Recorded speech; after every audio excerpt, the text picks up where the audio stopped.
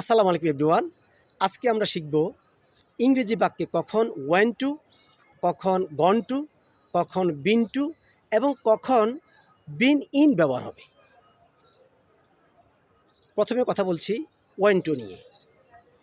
কেউ কোথাও গিয়েছিল, অর্থাৎ অতীতে কেউ কোথাও গিয়েছিল বুঝাতে, অথবা বাক্যের মধ্যে যদি সময়ের উল্লেখ থাকে তাহলে সেক্ষেত্রে ওয়েন টু ব্যবহার হবে। যেমন he went to Cox's Bazar last year, সে গত বছর কক্সবাজার গিয়েছিল।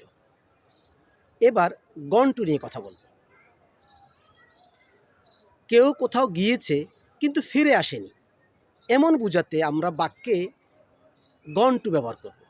যেমন he has gone to Cox's Bazar, সে কক্সবাজার গিয়েছে।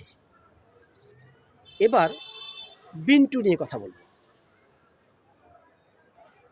কেউ কোথাও গিয়েছে আবার ফিরে এসেছে, অর্থাৎ অভিজ্ঞতা অর্জন করা বোঝাতে বাক্যে বিন টু ব্যবহার হবে। যেমন he has been to Cox's Bazar,